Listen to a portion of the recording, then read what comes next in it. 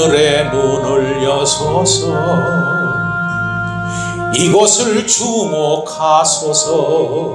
주를 향한 노래가 꺼지지 않으니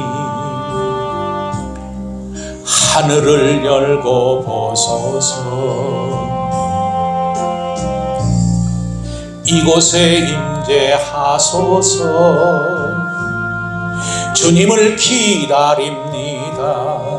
기도의 향기가 하늘에 닿으니 주여 임재하여 주소서. 이곳에 오셔서 이곳에 앉으소서. 이곳에서 드리는 예배를 받으소서. 주님의 이름만이 오직 주의 이름만 이곳에 있습니다. 이곳에 오셔서 이곳에 앉으소서.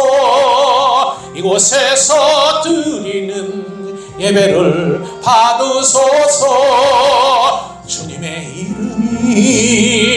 주님의 이름만이 오직 주의 이름만 이곳에 있습니다. 이곳에 오셔서 이곳에 앉으소서. 이곳에서 드리는 예배를 받으소서. 주님의 이름만이 오직 주의 이름만 이곳에 있습니다.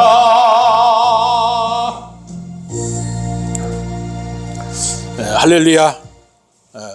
오늘 본문 말씀의 내용은 사도행전 3장 1절로 10절 말씀입니다. 베드로와 요한이 제9시에 기도 시간에 성전에 들어가려고 하자 그때 나면서부터 안진뱅이 된 자로 태어난 자가 성전에 들어가는 사람들에게 구걸하고 있었어요. 그때 베드로와 요한도 그 성전에 들어가고 하자 그것을 본 안진뱅이가 구걸을 했습니다. 구걸을 하자 그 베드로와 요한이 그를 주목하여 보고 말하기를 우리를 보라.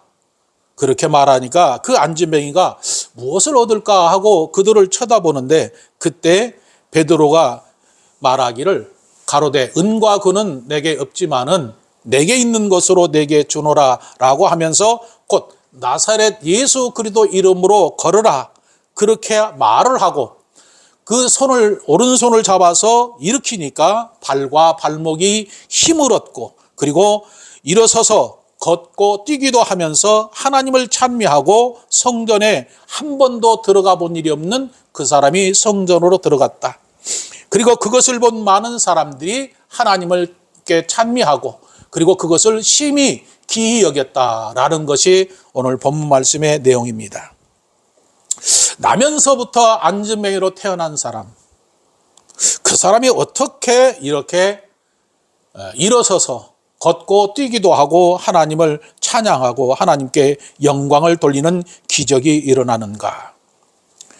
오늘 성경이 누가복음은 누가가 쓴 성경입니다. 성령은 누가를 통해서 지금 우리에게 무엇을 말하고 있을까? 성령이 임한 사람들에게 지금 하나님이 함께 하시고 성령이 함께 하심에 그 역사들이 어떻게 나타나고 있는가를 우리에게 말씀하고 있다라는 얘기입니다. 사도행전은 성령 행전이지만 성령이 우리와 함께 하셔서 우리의 생활 속에 삶 속에서 함께 하시면서 그 성령이 어떻게 무슨 역사를 나타내고 하나님이 함께하는 삶을 우리에게 나타내 보여주는 것이 사도행전 그 전체적인 내용입니다. 성령이 임한 사람에게는 뭐가 있다는 거예요? 성령과 함께 사는 사람들에게는 이와 같은 역사가 나타날 수 있다라는 얘기입니다. 할렐루야. 저와 여러분은 성령이 우리 안에 임했습니다. 성령이 임했다면 그 얘기는 뭐냐? 하나님이 여러분과 함께 사는 거예요. 할렐루야. 믿어야 돼요. 하나님이 나와 함께 하신다. 내가 그 하나님을 인정하고 그 하나님과 내가 살고 있다라는 것을 인정하면 그 하나님이 나의 삶 속에서 어떻게 어떤 일을 하시는가, 이것도 우리 생활 속에서 경험하며 살아야 된다라는 것을 말하고 있습니다. 믿으십니까? 여러분의 삶에도 이런 역사가 나타날 줄 믿습니다. 예수님은 인류의 죄를 위해서 십자가에서 죽으시고 부활하셨어요. 그리고 40일 동안 제자들과 함께 하시며 마지막으로 제자들에게 말씀하시기를 너희는 온 천하 만민에게 복음을 전하라. 모든 족속으로 제자를 삼아 아버지와 아들과 성령의 이름으로 세례를 주고 그리고 내가 너희에게 분부한 모든 것을 가르쳐 지키게 하라. 그러면 내가 너희와 항상 함께 있으리라. 라고 마태복음 28장 19절로 20절 말씀에 그렇게 말씀하셨습니다. 그리고 예수님이 부활하셔서 40일 동안 계시다가 이제 하늘로 올라가기 직전에 제자들에게 말씀하시기를 너희는 몇 날이 못되어 성령을 세례로 받을 것이다. 그러니까 예루살렘을 떠나지 말고 이 성에 유하라. 그렇게 말씀하셨어요. 그리고 예수님께서 말씀하신 그대로 이제 500여 명이 보는 그 가운데 하늘로 올라가셨고 그리고 50일째 되는 날 오순절 날에 성령이 이제 예수님께서 약속하신 말씀대로 임했는데 성령이 임한 그 과정을 누가복음 사도행전 2장 33절에 이렇게 기록했습니다. 하나님이 오른손으로 예수를 높이시며 그 약속하신 성령을 아버지께 받아서 너희 보고 들은 것을 부어주셨느니라 그랬어요. 오순절날 성령이 임했는데 그 성령이 임한 것에 대해서 베드로 사도가 누가가 기록했는데 하나님의 성령을 예수님께서 받아서 그래서 지금 너희들에게 성령을 부어주셨다라는 것을 말씀하고 있습니다. 그러니까 120명이 모인 그곳에 성령이 우리가 어떤 노력이나 어떤 기도를 해서 온 것이 아니라 예수님께서 약속하신 말씀대로 오순절날 예수님께서 하나님으로부터 성령을 받아서 지금 120명이 모인 그곳에 부어주셔서 그들이 성령을 받게 되었다라는 것을 말하고 있습니다. 그리고 성령을 받은 그들이 성령의 충만함을 받고 그리고 성령의 말하게 하심에 따라 다른 방언으로 말했는데 이 방언은 하나님의 나라의 언어라는 거예요. 하나님의 나라, 하나님의 언어라는 것은 하나님의 말씀을 말하고 있고 그 방언으로 뭘 했느냐? 18개국에 있는 모든 사람들이 알아들을 수 있는 언어로 말을 했는데 무엇을 말했는가? 하나님과 대화를 통해서 하나님의 큰 일을 말을 했다는 거지요. 하나님의 큰 일은 뭐냐? 하나님이 이 땅에 베푸신 은혜의 큰 일을 전했는데 그 큰 일이 바로 뭔가? 요엘 선지자가 예언한 요엘서 2장 28절 말씀대로 말세에 성령을 부어주시고 성령이 오시면 무엇을 할 것인가? 구원의 은혜를 전하는데 누구든지 주의 이름을 부르는 자는 구원을 얻으리라. 그 말씀을 성령이 방언으로 말하게 해서 알아듣게 했다라는 거지요. 그리고 더 나아가서 다윗이 예언한 말씀대로 예수님은 십자가에서 죽으시고 부활하셨는데 그 예수님은 우리의 주와 그리스도로 이 땅에 메시아로 이 땅에 오셨다. 그런데 그 메시아로 오신 예수님을 너희가 십자가에 못 박여 죽였다라고 말하니까 이스라엘 백성들이 그 말을 듣고 마음을 찔림을 받고 그러면 우리가 어떻게 해야 됩니까? 그때 베드로 사도가 말하기를 너희가 회개하고 각각 예수 그리스도 이름으로 세례를 받고 죄사함을 받으면 성령을 받을 것이다 라고 말씀을 했어요. 그래서 그날 그 말씀을 듣고 예수님을 믿고 세례를 받은 사람이 3,000명이나 되었어요. 3,000명이나 된 그들. 그리고 사도들에게는 많은 따르는 표적이 나타나는데 그 표적 중에서 구체적으로 그 표적이 어떻게 나타났는가? 그것이 바로 오늘 본문 말씀입니다. 어떻게 사도들의 따르는 표적이 나타났는가? 오늘 본문 3장 1절로 2절 봅니다. 제9시 기도 시간에 베드로와 요한이 성전에 올라갈 새 나면서 안전병이 된 자를 사람들이 메고 오니 이는 성전에 들어가는 사람들에게 구걸하기 위하여 날마다 미문이라는 성전에 두는 자라라고 말했습니다. 이 말씀을 보면 베드로와 요한이 제9시 기도 시간에 성전에 올라가는데 그때 나면서부터 안진뱅이 된 자가 사람들에게 메고 와서 미문의 성전 앞에 두었는데 그 이유는 뭐냐? 구걸하기 위해서 그곳에 두었다라는 거지요. 그리고 베드로와 요한은 날마다 제9시에 성전에 올라가서 기도를 했는데 이들이 날마다 제9시에 성전에 올라가서 기도한 이유는 뭘까? 당시 유대인들은 하루에 3번을 기도합니다. 3번을 기도하는데 특별히 그 절기에 따라서 절기를 맞춰서 기도를 하는데 대부분 유대인들이 가장 중요하게 여기는 절기가 바로 유월절이라고 하고 무교절이라고 하는 거예요. 이 무교절이나 유월절은 바로 뭐냐면 이스라엘 백성들이 애굽에서 노예로 살고 있던 그들이 노예에서 구원받아서 해방되었고 자유를 얻었다. 그래서 하나님의 자녀가 되는 그 과정을 기리는 것으로 유월절인데 이것이 바로 첫 번째 그들이 즐기는 유월절이에요.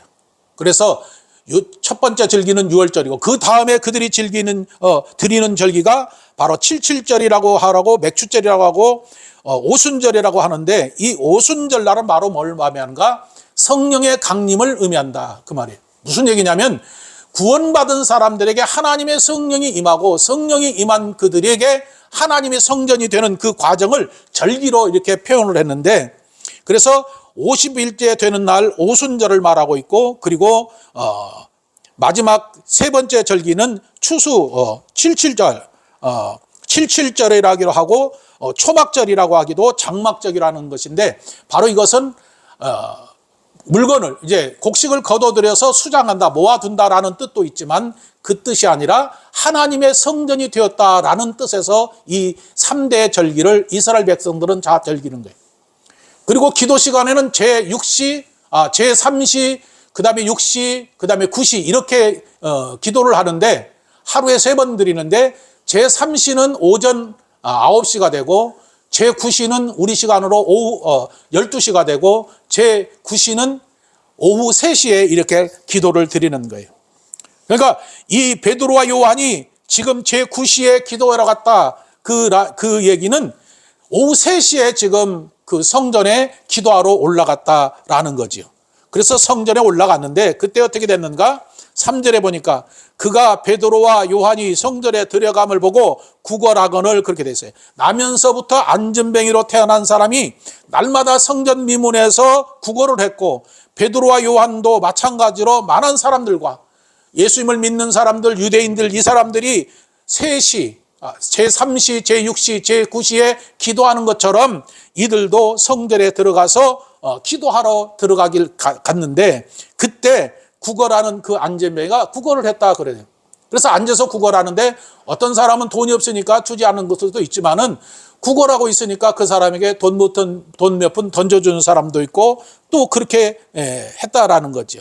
그래서 제9시에 안진뱅이도 그곳에서 구걸을 하고 있었고 베드로와 요한도 그 제9시에 성전에 기도하러 들어갔다라는 거죠. 중요한 것은 날마다 이 안진뱅이도 그곳에 앉아서 구걸을 했고 날마다 베드로와 요한도 그 시간에 기도하러 그곳에 갔다라는 것입니다.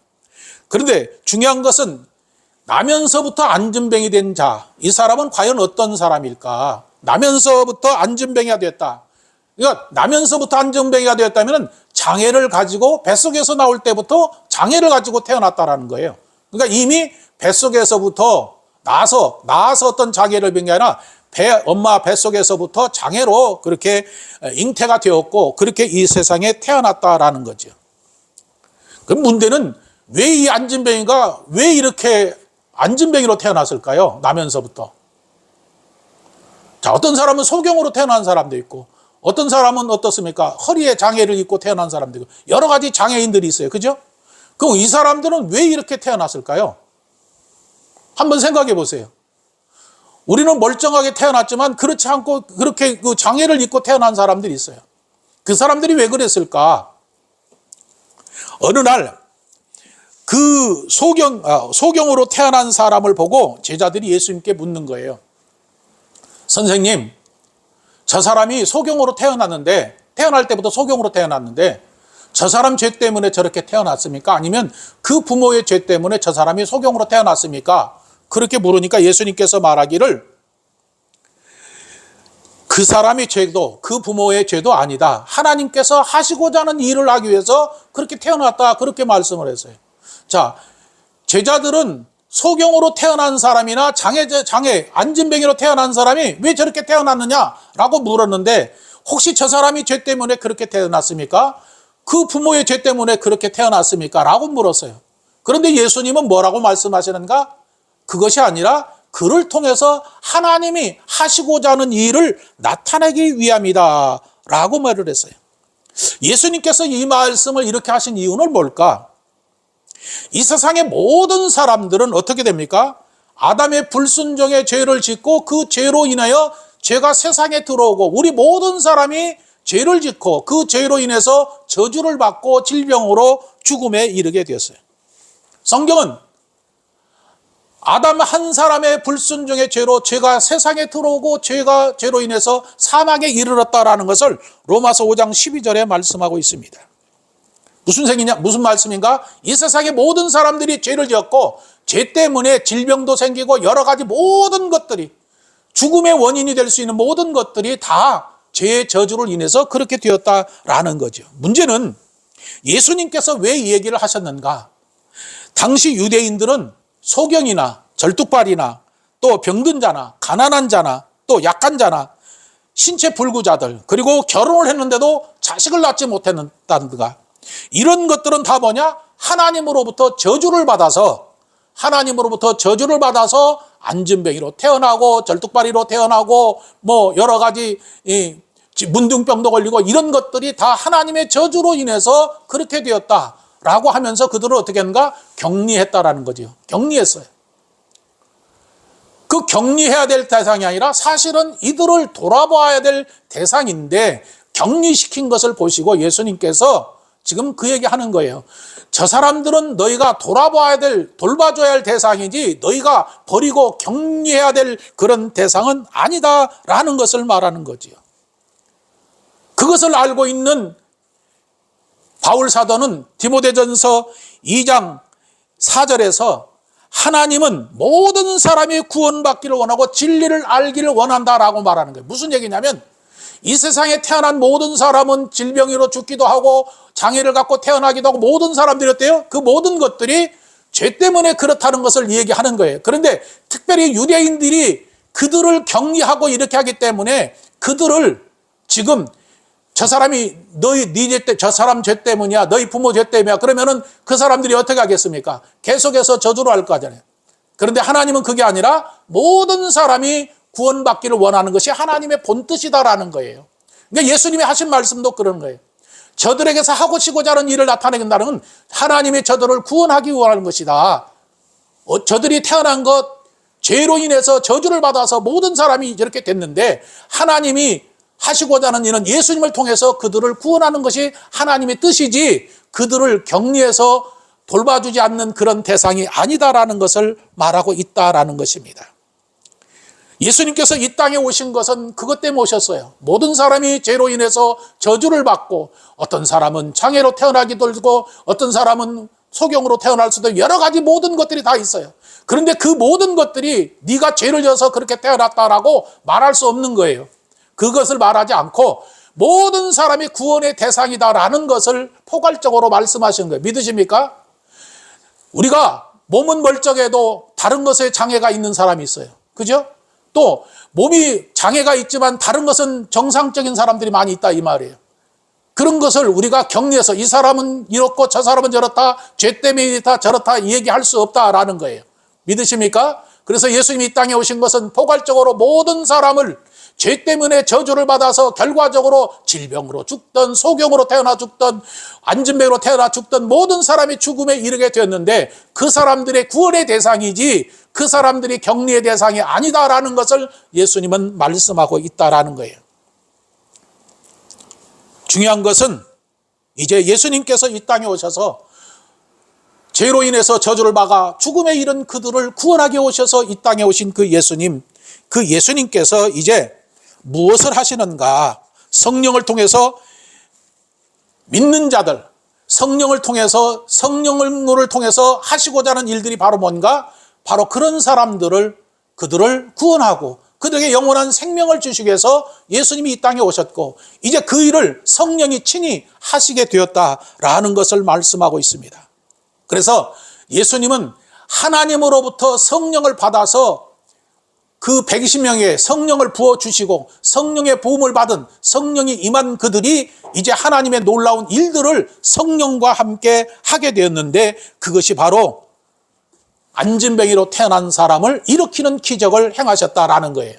누가 했다는 거예요? 성령이 함께 하셔서. 여러분 안에 성령이 계시면, 하나님이 여러분 안에 계시면 여러분은 어떨까요? 놀라운 일을 할 수 있어요. 믿으십니까? 누가가 이것을 기록한 것은 당시뿐만 아니라 오늘날 많은 신학자들이 그때만 일어나는 일이지 지금은 일어나지 않는다라고 말할 수 있지만은 성경은 분명하게 오늘날에도 그때나 오늘이나 동일하기 때문에 동일하신 하나님, 동일하신 예수님은 동일하게 오늘날에도 이 역사가 우리를 통해서 나타난다라는 얘기입니다. 믿으십니까? 이제 그 안진뱅이로 태어난 그 사람을 어떻게 해서 그가 안진뱅이가 일어서는 기적이 일어났는가?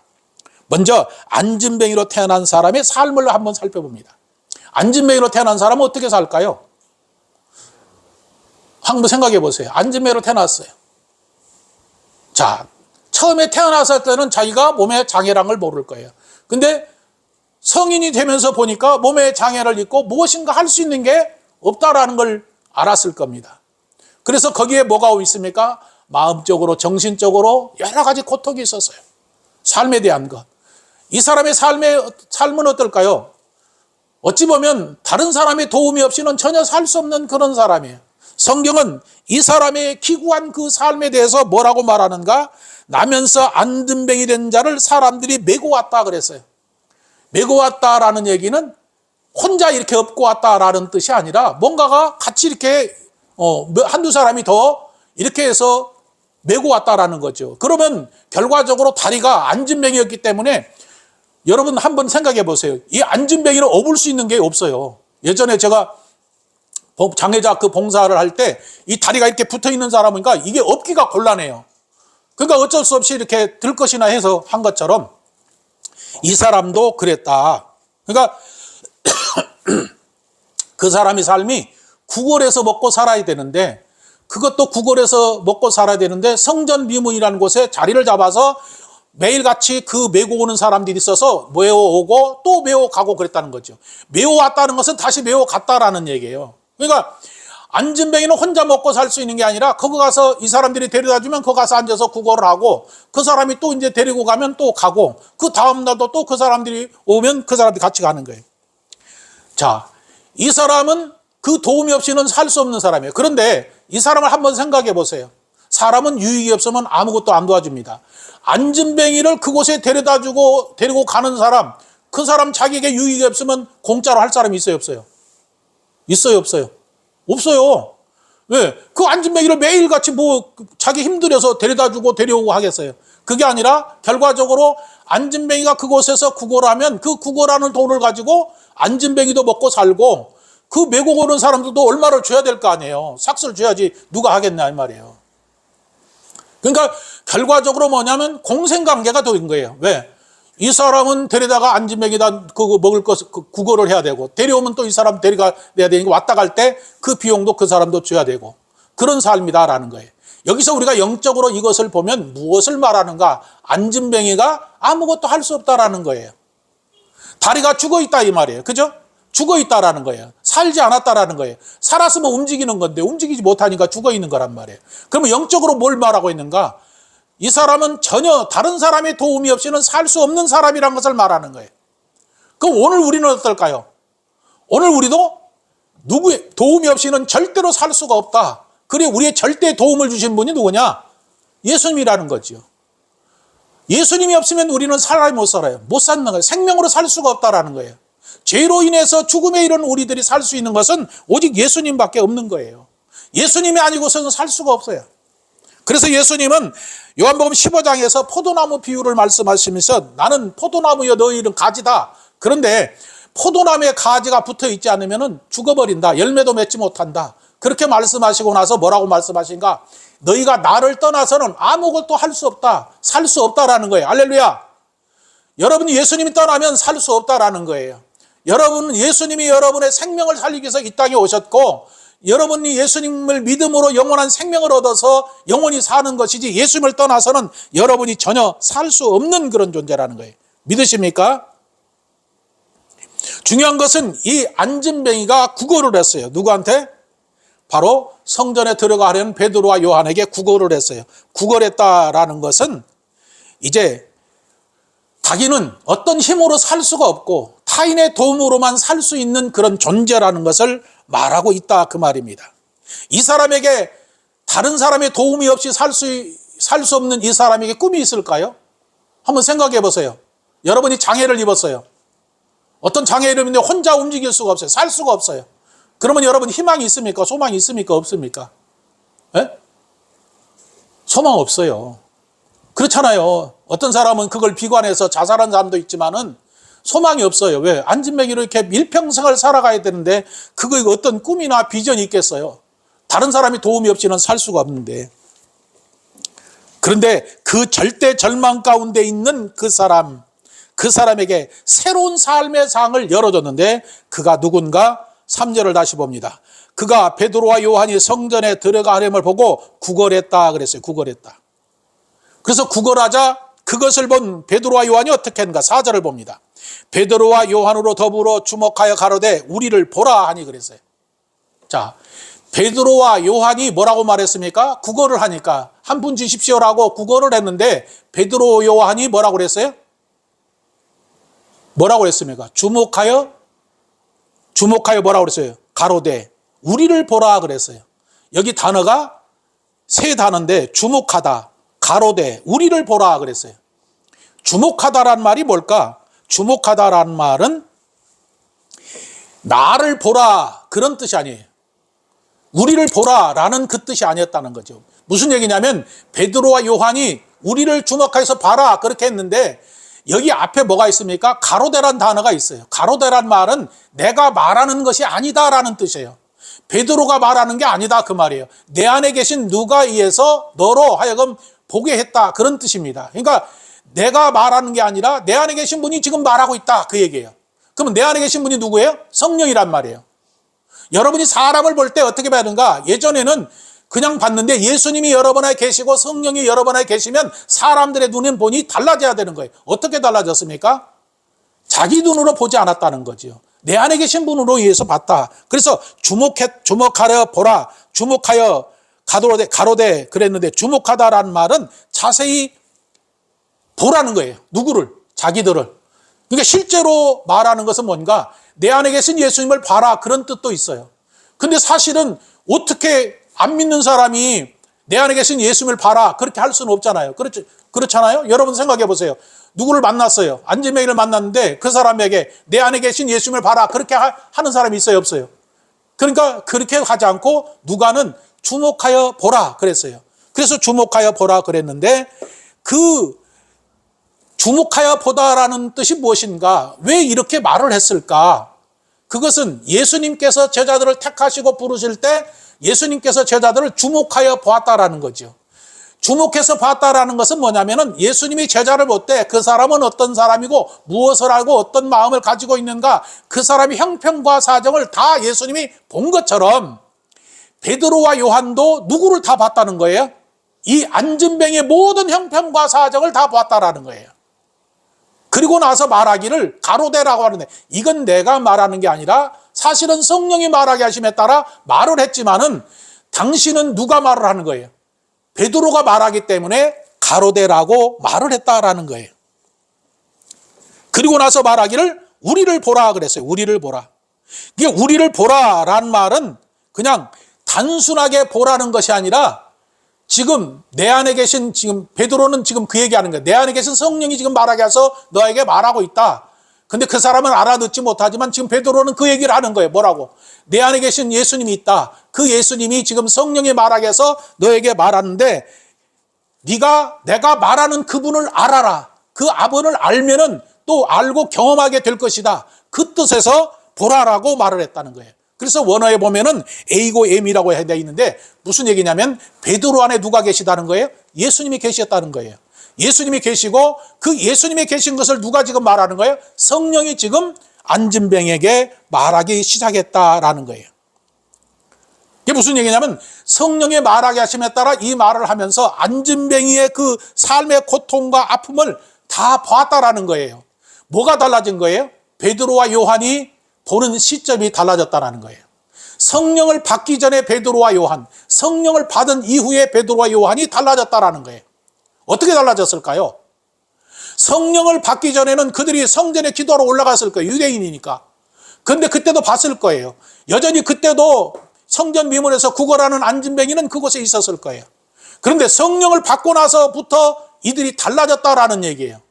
성령을 받고 나서 어떤 것이 달라졌을까요?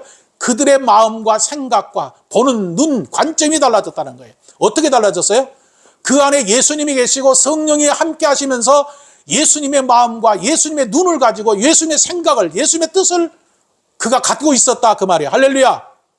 우리 안에 예수님이 계시고 성령이 계시면 어떤 마음을 가져야 돼요? 성령이 내 안에 계셔서 예수님의 마음과 예수님의 생각과 예수님의 그 눈으로 봐야 된다는 거예요. 예수님의 마음과 눈으로 보니까 그 안진뱅이가 어떻게 보였을까요? 불쌍하게 보였을까요? 불쌍하게 보기보다는 그 사람에게 생명을 살리고자 하는 그런 마음이 그 안에 있었다라는 거예요. 예수님이 이 땅에 오셔서 우리를 보니까 죄로 인해서 저주를 받아서 죽음에 이르는 그들을 보니까 안타깝지만 그들을 살리기 위해서 어떻게 해요? 십자가에서 죽으셔서 그들을 살린 것처럼 예수님을 주어서 이제 그들을 살려야 되겠다라는 마음을 갖는 거예요. 이것이 선하고 착한 일입니다. 할렐루야. 예수님의 마음과 생각을 가지고 저 안진뱅이를 어떻게 해서 살릴 수 있을까? 그 마음을 갖기 시작했다라는 거죠. 예수님께서도 이 땅에 오셔서 요한복음 5장에 보면 그 38년 동안 병든 자가 있었어요. 그 누워 있었어요. 38년 동안. 근데 예수님이 그 병이 오래된 것을 보시고 아시고 그리고 그를 고쳐주셔서 그 생명도 살리고 그 몸도 치료해 준 것처럼 지금 베드로와 요한도 똑같이 뭘 봤어요? 안진뱅이의 고통을 본 거예요. 아픔을 보는 거예요. 그리고 나서 우리를 보라라고 한 것은 이제 진짜 내 안에 계신 예수님을 통해서 그 사람으로 하여금 예수님이 어떤 분인가를 알게 하고 경험하게 해서 새로운 삶의 장을 열어주기 위해서 우리를 보라 그렇게 말을 했다 그 말이에요. 그러니까 그 안진뱅이가 어떻게 했는가? 5절에 보니까 그가 저희에게 무엇을 얻을까 하여 바라보았다 그랬어요. 무엇을 얻을까 하여 바라봤다. 그러니까 우리를 보라 그러니까 안진뱅이는 당연히 뭔가가 주려고 우리를 보라고 했으니까 바라봤겠지요. 그런데 이 바라보다라는 말이 단순한 이 바라보는 게 아니라 기대와 소망을 가졌다라는 거죠. 절대 절망에서 무엇인가 소망을 가졌다. 그런데 그 소망을 가졌는데 어떤 물질에 대한 소망을 가졌을까? 이렇게 보기가 힘들다는 거예요. 왜?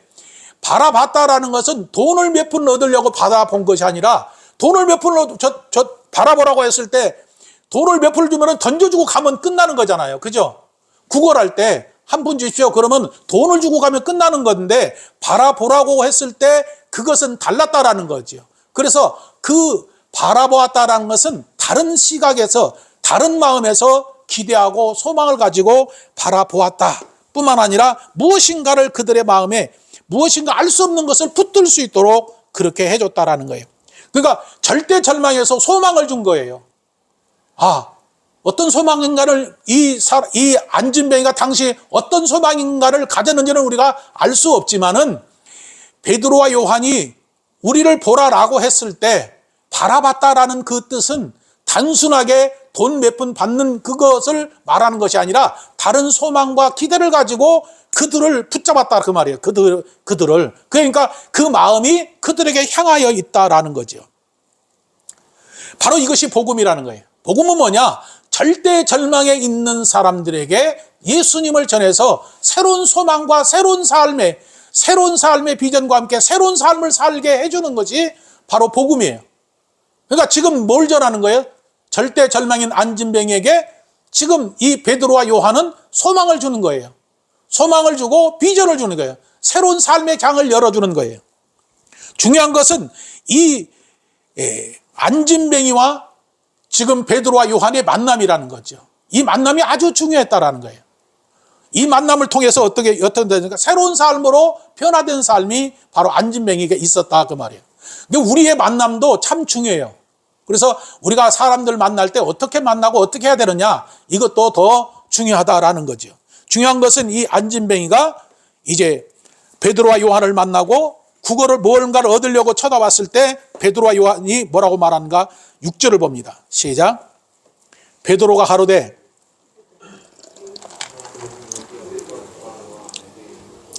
곧 나사렛 예수 이름으로 걸으라. 아멘. 지금 베드로와 요한이 뭐라고 그랬어요? 은과 금은 내게 없거니와 내게 있는 것으로 내게 주노니 곧 나사렛 예수 이름으로 걸으라 그랬어요. 지금 앞에서 우리를 주목해서 봐라. 그러고 나서 뭘 줬어요 지금? 은과 금을 줬어요? 뭘 줬어요? 은과 금을 줬어요? 뭘 줬어요? 기적을 줬어요? 아니, 그거 읽어보세요. 뭐라고 그랬어요? 가로되 은과 금은 내게 없거니와 내게 있는 것으로 내게 준다. 그러니까 은과 금은 내게 없어서 너한테 줄 수 없다. 근데 내게 있는 게 있다 그 말이에요. 여러분 안에 있는 게 뭐가 있을까요? 할렐루야. 여러분 안에 누가 계세요? 예수님이 계시잖아요. 지금 그 얘기하는 거예요. 따라서 했어요. 나는 은과 금은 없지만 내 안에 누가 계시다? 예수님이 계시다 그 말이에요. 예수님이 계시니까 누구를 주는 거예요 지금? 예수님을 주는 거예요. 예수님을 줘야 그 사람이 안진뱅이가 일어날 거 아니에요. 그러니까 여러분이 주는 게 뭘 줘야 돼요? 밖에 사람들 만나면 여러분 안에 있는 예수님을 주는 거예요. 왜 예수님을 주는 거예요? 예수님을 줘야 그들이 죽은 자가 살아나는 거예요. 죄사함 받고 영원한 생명으로 구원받는다 그 말이에요. 안진뱅이도 똑같은 거예요. 예수님의 이름을 줘서 어떻게 하는 거예요? 그 안진뱅이를 일으키는 거란 말이에요. 그런데 왜 은과 금은 내게 없거니와 라고 말을 했을까요? 돈 주면 되지. 안진뱅이는 지금 돈을 구하는 거잖아요. 국어라는 것은 한 푼 주십시오, 돈 주십시오. 그런데 은과 금은 없다. 그런데 내게 있는 것으로 내게 준다 하면서 예수님의 이름으로 줬다 그 말이에요. 문과 금을 사람 다 좋아하잖아요. 그죠? 그럼 돈 좋아한단 말이에요. 그럼 안진뱅이에게 돈을 주면 되는데 왜 돈을 안 주고 예수님을 줬을까? 한번 생각해 보세요. 자, 돈은 그때 당시 얼마를 줬든지 간에 얼마 큰 돈이건 적은 돈이건 실제로 베드로와 요한은 돈이 없었을 것으로 보고 돈이 있어서 그분에게 몇 푼을 줬다. 그러면 그 사람은 평생을 그렇게 구걸하며 사는 거예요. 그래요, 안 그래요? 그때 당시만 돈 주면 그냥 쓰는 거고 근원적인 것이 치료가 안 되니까 자기가 정상적인 사람이 되어서 일을 갖고 먹고 살 수 있는 그게 안 되기 때문에 계속해서 구걸하는 거기 때문에 그 사람의 삶의 문제는 해결되지 않는 거예요. 자, 오늘날 우리도 봅니다. 우리가 돈을 사랑하죠. 그죠? 은과 금 사랑한단 말이에요. 돈 사랑하죠. 돈이 내 일평생 된 생명을 살릴 수 있을까요? 살려요, 못 살려요? 못 살려요. 성경은 뭘 말하고 있습니까? 예수님은 말씀하시기를 사람이 만일 온 천하를 얻고도 제 목숨을 잃으면 무엇이 유익하리오라고 했어요. 무슨 얘기냐면 내가 온 천하를 다 가졌어요. 권력도 가지고 나라도 다 갖고 있어요. 돈도 億만 수억 가지고 있어요. 그런데 그 생명을 잃어버리면 그게 무슨 소용이 있어요? 아무 소용이 없다 그 말이에요. 그러니까 이 세상보다 더 귀한 게 뭐예요? 내 생명이다 그 말이에요. 내 생명을 돈을 주고 살 수 있을까요? 돈 주고 우리 생명 사요, 못 사요? 못 사요. 장기는 사서 뭐 할 수 있지만은 생명은 살 수가 없어요. 돈으로 살 수 없다 그 말이에요. 그게 지금 물질을 줘서 그 문제는 해결되는 게 아니란 말이에요. 또 돈으로 우리 죽음의 문제를 해결할 수 있을까요? 해결할 수 없는 거지요. 그러니까 지금 베드로는 지금 얘기하는 거 안진뱅이에게 은과 금은 내게 없다. 너 그거 줘봤자 일평생 동안 구걸하면서 하는 거야.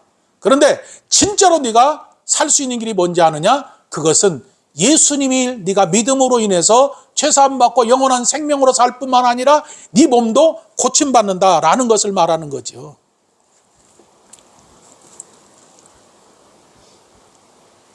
장애를 일평생 동안 앓고 있는 사람, 그 사람을 고쳐서 새로운 삶을 살게 해주겠다.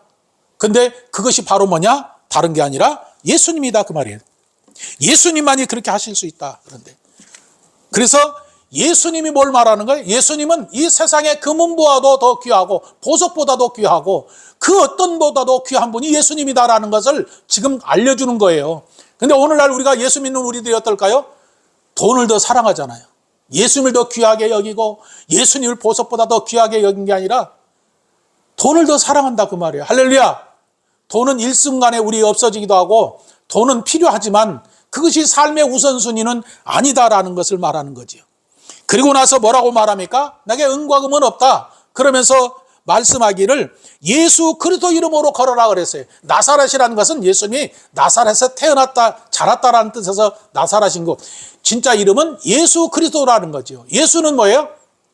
예수는 구원자라는 거예요. 죄에서 저주에서 죽음에서 구원한 자, 자기 백성을 구원하러 온 자라는 거예요. 그게 지금 무슨 얘기냐? 나를 봐라, 우리를 보라라고 말하고 내가 은과 금은 너에게 줄 게 없어. 그런데 너를 그 죄에서 영원한 생명으로 구원하신 예수님을 지금 주는 거란 말이에요. 할렐루야. 우리가 전도하는 게 누구를 주는 거예요? 죄로 인해서 죽음에 인해서 영원히 지옥에 갈 그 사람들에게 예수님을 주는 거예요. 예수님을 믿어야 내가 죄사함 받고 구원받는다. 영원한 생명으로 살 수 있다라고 예수님을 전해주는 거란 말이에요. 지금 누구를 전하는 거예요? 자기 안에 예수님이 있으니까 성령을 통해서 그 예수님을 전하는 거예요. 우리가 내 안에 성령이 계시다면 성령과 함께 누구를 전하는 거예요? 예수님을 전하는 거예요. 그 다음에 그리스도라고 그랬어요. 그리스도는 어떤 사람이라고 그랬어요? 내가? 그리스도가 무슨 뜻이에요? 예수는 구원자라는 거, 그리스도는 기름 부은 자라는 거잖아요. 기름 부은 자. 구약에서는 그 기름 부은 사람을 메시아라고 말하고, 메시아 기름 부은 사람은 뭐예요? 성령이 임한 분을 말하는 거예요. 성령이 임했다라는 거예요. 예수님은 성령이 임했는데 성령이 임한 예수님께서 뭘 하셨는가? 복음을 전하고, 가난한 자에게 복음을 전하고, 눌린 자를 자유케 하고, 눈먼 자를 다시 보게 하고, 포로된 자를 자유케 하는 그 사역을 예수님은 오셔서 하셨는데 성령과 함께 그 사역을 예수님이 하셨다. 그 얘기하는 거예요. 그 얘기는 뭐예요? 지금 예수님은 지금 우리를 죄에서 저주에서 구원할 뿐만 아니라 포로된 자를 자유케 하고 눈먼 자를 다시 보게 하고 눌린 자를 자유하기 위해서 예수님이 오셔서 그 일을 하셨다 그 말이에요. 그래서 그 예수님을 주는 거예요. 예수 그리스도 이름으로 걸어라라는 말은 그 뜻이 있다라는 거죠. 이름으로 걸어라. 그래서 나사렛 예수 그리스도 이름으로 걸어라라고 말했는데 이 걸어라라는 것은 단순하게 걷다라는 게 아니라 함께 동행하는 삶을 말하는 거예요. 이제 무슨 얘기냐면 나를 죄에서 저주에서 구원해 주신 예수님, 그 예수는 나의 그리스도십니다. 메시아이십니다. 주님은 나의 주인이요 또 전능하신 하나님이라고 믿는 그 사람에게 예수님께서 함께 하셔서 동행하고 함께 사는 삶을 말하는 거예요. 그래서 걷다라는 말은 동행하며 함께 사는 삶을 살게 하기 위해서 하는 거죠. 무슨 얘기냐면 예수님이 없는 사람에게 지금 예수님을 줘서 그로 하여금 구원받고 그 예수님을 주와 그리스도와 하나님으로 고백해서 예수님이 내 생명의 주인이요 삶의 주인으로 인정하게 하는 것, 이것이 지금 예수 그리스도 이름으로 걸으라라는 말 안에는 그 뜻이 있다라는 거예요. 할렐루야. 우리가 예수님을 믿음으로 죄사함 받고 구원받아서 하나님의 자녀가 되고 하나님의 자녀가 된 우리들은 내 생명의 주인이 예수님이요 삶의 주인이 예수님이라고 인정하는 거예요. 할렐루야. 놀라운 것은 예수 이름으로 걸어라라고 했는데 이름에는 권세와 권능을 주었다라는 거예요. 예수님의 이름에는 권세와 권능이 있다. 할렐루야. 권세와 권능인데 그 권세와 권능은 놀라운 능력을 나타내는 말씀이에요. 그래서 예수님께서도 친히 말씀하시기를 너희가 내 이름으로 무엇이든지 구하면 내가 시행하리라고 했는데 예수님의 이름에는 능력과 권능이 나타난다는 거예요. 다른 것으로는 다 안 되는데 예수님의 이름으로 명하노니 귀신아 떠나가라, 예수 이름 명하노니 병든 자야 고침받을 자다, 이 말씀에는 놀라운 능력이 있다라는 거예요. 할렐루야. 그래서 예수 이름으로 걸으라라는 이 말에는 놀라운 능력이 선포되고 그 놀라운 능력의 말씀의 역사가 나타난다 그 말이에요. 나타났다. 그래서 그 말씀을 선포하고 어떻게 합니까? 7절에 보니까 어떻게 합니까? 7절 시작. 오른손을 잡아 일으키니 발과 발목이 곧 힘을 얻고 그랬어요. 자, 오른손을 잡아 일으켰다 그랬어요. 예수 이름으로 선포를 했어요. 앉은뱅이에게 일어나 선포를 하고 오른손을 잡아서 일으켰어요. 일으켰더니 어떻게 했어요? 발과 발목이 힘을 얻었다 그랬어요. 발과 발목이 힘을 얻었다. 발과 발목이 힘을 얻었다라는 얘기는 뭘 말하는가 하면은 오른손을 잡는 순간에 즉시로 걷게 되었다 그 뜻이에요. 무슨 얘기냐면 우리가 사람이 지금 이 성경에 이 사람이 나이가 몇 살이냐면 40세예요. 40년 동안 걸어보지 않는 사람이 바로 일어서 걸을 수 있을까요? 자, 여러분 다리 한 달 동안 딱 묶어놨어요. 그 다음에 걸어요, 못 걸어요? 재활을 해라 걷습니다. 거의 걷지 못하는 거예요. 할렐루야. 그런데 40년 동안 안진뱅이로 굳어있던 사람이 일어나서 걸었다? 뛰었다? 그게 뭘까요? 그것이 바로 기적이라는 거예요. 자, 이 누가복음은 누가 기록했다고 그랬어요? 사도행전 누가 기록했다고 그랬어요? 누가가 기록했어요. 누가는 누구냐? 의사란 말이에요. 의사가 이렇게 표현했다는 얘기는 이 사람은 40년 동안 일어서 본 일이 없는 사람인데 재활을 하지 않고 베드로가 예수님의 이름으로 선포하고 일으키는 순간에 발과 발목이 힘을 얻어서 그 즉시로 일어나 걷는 기적이 일어났다라는 것을 말하는 거죠. 그러니까 이게 기적이에요. 할렐루야. 뭐 오랫동안 재활하고 그런 게 아니라 그 즉시로 일어났다. 바로 하나님의 말씀과 함께 예수님을 선포하고 증거한 이후에 예수님의 이름으로 걸어라라고 하고 그리고 손을 잡아 일으켰을 때 발과 발목이 힘을 얻어서 일어나는 놀라운 기적이 일어나는데 이 기적이 어떻게 일어나느냐? 성경은 하나님의 말씀을 마음에 받았다라는 거예요. 무슨 얘기냐면 베드로 사도가 안진뱅이에게 나사렛 예수 그리스도 이름으로 걸으라라고 선포를 하고 그 손을 잡았게 일으킬 때 그 마음에 뭐가 받아들였다는 거예요? 그 말씀을 그대로 마음에 받아들였다. 누구를? 베드로가 전한 예수님을 마음에 받아들였다라는 거예요.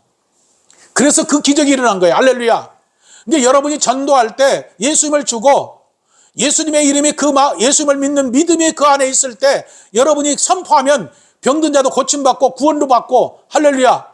그 역사가 여러분에게 나타나는 거예요. 믿으십니까? 할렐루야. 그걸 봐야 되는 거예요.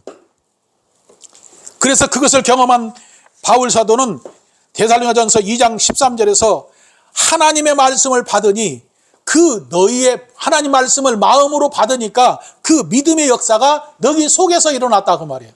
그러니까 하나님 말씀을 내 마음에 받으면 기적이 여러분 안에 나타나요, 안 나타나요? 나타나는 거예요. 할렐루야.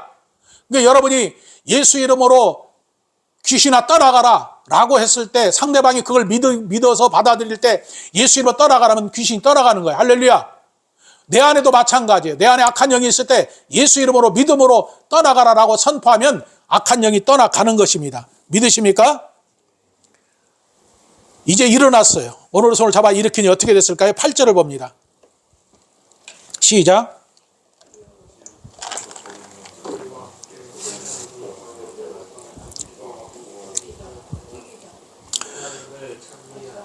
자, 이 말씀은 이제 안진뱅이가 일어나서 이제 치료되고 나서 된 상황을 말하는 거예요. 이제 안진뱅이 일어나서 어떻게 했는가 그 상황을 말하고 있는데 뛰어서서 걸으며 그 다음에 하나님을 걷기도 하고 하나님을 찬미했다. 성전에 들어가서 찬미했다라는 거죠. 우리가 이것을 그냥 그렇게 보면은 너무 밋밋하잖아요. 그래요, 안 그래요? 여러분이 안진뱅이가 되었어요. 안진뱅이가 되어 있는데 지금 교회 앞에 문 앞에서 안진뱅이를 딱 교회는 한 번도 들어오지 않고 있다가 이제 정 목사가 저기 들어올 때 그렇게 해서 여러분이 치료돼서 이제 성전에 들어왔다고 생각해 보세요. 걸어서 들어왔다고 생각해 보세요. 그러면 여러분은 어떻게 할까요? 얼마나 기쁠까요? 40년 동안 일어나 보지 않는 사람이 지금 한순간에 일어났는데 얼마나 기뻤을까요? 기뻐요, 안 기뻐요? 지금 최고의 기쁨이 뭐예요? 걷는 것도 걷는 것이지만 이 사람의 영원한 생명으로 구원받은 기쁨이 엄청나다 그 말이에요. 그런데 오늘날 예수 믿고 구원받은 사람들이 이 감격이 없다 그 말이에요. 내가 죄로 인해서 저주를 받아서 영원히 지옥에 갈 나를 예수님이 그 죄를 다 십자가에서 청산하고 그 예수님을 믿음으로 영원한 생명으로 구원받게 해준 이 감격이 여러분 안에 있냐 그 말입니다. 그런 감격이 있어야 돼요. 주님 감사합니다. 그런 사람이 주님을 떠날까요? 그 사람이 교회 떠날까요? 안 떠나죠. 이건 교회 아니라고 그랬어요. 참 죄송합니다. 여기는 예배당이고 여러분이 교회예요. 할렐루야. 믿으십니까? 여러분이 하나님 예수님 교회이신 예수님을 떠날 수 있어요? 교회 머리 대신 예수님 떠나요? 못 떠나는 거예요. 그 감격이 없으니까 그렇죠. 이 안진뱅이는 40년 동안 일어서 보지 못한 그 고통 가운데 살았던 삶이 이제 서러서 걸었으니 얼마나 기뻤을까요? 뿐만 아니라 몸도 치료되어 있는데 영원한 생명으로 구원받았다는 거예요. 영원한 생명으로. 그래서 아까 뭐라고 말씀했습니까? 제가 일으키니 곧 힘을 얻었다. 발목과 밤을 힘을 얻었다. 이 얘기는 그냥 단순하게 육체의 그 장애만 치료된 게 아니라 영원한 생명으로 살아나서 예수님과 함께 걸었다. 함께 사는 삶이 시작되었다라는 거예요. 예수님과 함께 사는 삶이 시작되었다. 그러면 지금 이 베드로와 요한이 지금 뭘 말씀하고 있습니까? 성령을 받아서 성령과 함께 사는 삶이 이런 삶이다라는 것을 자기들이 보았고 이제 그런 삶을 누구에게 나타내 보여주는 거예요? 안진뱅이에게 예수님을 전해서 안진뱅이도 동일하게 그와 같은 삶을 살 수 있도록 지금 그 일을 하고 있다 그 말이에요. 그럼 우리도 마찬가지라는 거예요. 우리가 예수님 믿고 구원받아서 성령이 내게 임하고 성령과 내가 지금 함께 살고 있다면 뭘 해야 되느냐? 성령과 함께 예수님을 전해서 안진뱅이 같은 사람, 죽은 자들, 병든 자들, 그들을 고쳐줘서 그들의 육체뿐만 아니라 그들의 생명을 살려줘서 그들로 하여금 기뻐하고 즐거워하고 행복하게 해주는 것, 이것이 삶의 최고의 가치다 그 말이에요. 할렐루야. 이 삶을 말하는 거예요. 이것이 뭘 다 이룬 겁니까? 이것은 율법을 다 이루는 거예요. 하나님을 사랑하고 하나님을 경외하며 섬기면서 하나님의 뜻을 쫓아 하나님의 일을 해서 죽은 자를 살리는 일. 이웃 살리는 거잖아요. 죽은 자를 살린 거예요. 생명을 살리는 거예요. 사랑이 아니고서는 이것을 할 수 없다 그 말입니다. 이것이 율법을 완성하는 거예요. 어떻게 율법은 하나님을 사랑하고 이웃을 내 몸같이 사랑하는 거예요. 죽은 자 생명을 살려주는 것, 그것이 최고의 가치고 우리가 해야 될 일이다라는 것을 말하고 있습니다.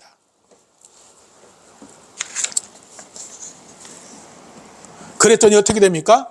9절로 10절을 봅니다. 시작. 모든 백성이 그 걷는 것과 및 하나님을 찬미함을 보고 그 본래 성전 미문에 앉아 구걸하는 사람인 줄 알고 그 당한 일을 인하여 심히 기이 여기며 놀랐다 그랬어요. 심히 기이 여겼다. 원래는 이것이 무슨 뜻이냐면은 경악할 정도로 놀란 거죠. 왜? 생각을 해보세요. 40년 동안 걸어보지 않던 사람이 40년 동안 걸어보지 않았던 사람이 걸어다니면서 뛰기도 하고 막 하나님께 찬양과 영광을 돌리니 얼마나 하겠어요. 그 사람도 기쁘지만은 보고 있는 사람들은 더 기뻤을 거예요. 그런데 거기에 뭐가 있었어요? 거룩한 두려움을 갖기 시작했다는 거예요. 거룩한 두려움. 무슨 얘기냐면 그 사람을 통해서 하나님의 거룩하심이 드러났다라는 얘기예요. 그럼 우리 삶이 그러는 거예요. 예수님 성령과 내가 함께 사는 삶 속에서 뭘 해야 되는 거예요? 내 안에 계신 예수님을 주고 죽은 자를 살리고 병든 자를 고쳤을 때 그 사람들이 구원받은 것 얼마나 기쁜 일입니까? 그런데 병든 자가 옆에 있을 때 고침을 받았을 때 그 주위에 본 사람들이 야 대단해 그렇게 말할 수도 있잖아요. 그죠? 그런데 그것뿐만 아니라 하나님의 살아계심을 보고 두려워했다 그 말이에요. 그 얘기는 뭐냐? 그들도 어찌 보면 하나님의 살아계심을 보고 돌아오지 않았을까라는 생각을 해본다 그 말입니다. 자, 오늘 중요한 것은 여러분 안에 성령이 계시는 거죠. 그죠? 그러면 성령이 계시면 여러분은 지금 성령과 함께 살고 있는 거예요. 그러니까 지금 사도행전 3장 1절로 10절에서는 뭐냐? 사도들에게 성령이 함께 하심의 역사가 나타난 것처럼 여러분에게도 성령이 함께 하셔서 뭐라는 거예요? 그 성령이 여러분을 도구로 쓰셔서 여러분 안에 계신 예수님을 전하고 증거하여 죽은 자를 살리고 병든 자를 고치고 안진뱅이를 일으켜서 그들로 하여금 그 몸을 치료해 줄 뿐만 아니라 그 죽음에서 죄에서 저주에서 구원해서 영원한 생명을 줬을 때 그 사람이 얼마나 기뻐할까? 하나님의 성전에 들어가 본 일이 없는 사람이 하나님의 성전에 들어가서 하나님을 찬양하고 하나님과 함께 그 사는 삶이 시작이 되었다라는 거예요. 그러면 우리가 성령과 함께 사는 삶이 시작되었던 것처럼 그도 동일하게 지금 하나님의 성령이 그 안에 들어가셔서 하나님과 함께 사는 삶, 하나님 안에서 사는 삶이 얼마나 기쁘고 즐겁고 행복한가를 말하고 있다라는 것입니다. 할렐루야. 이제 저와 여러분도 항상 성경 말씀은 하나님의 말씀이다.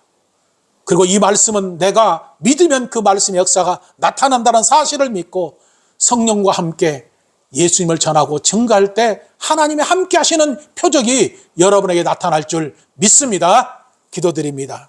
살아계신 하나님 아버지, 오늘 사도행전 3장 1절로 9절 10절 말씀을 통해서 나면서부터 안전병이 된 자를 베드로와 요한이 그를 치료하고 그에게 영원한 몸도 치료할 뿐만 아니라 영원한 생명으로 구원해서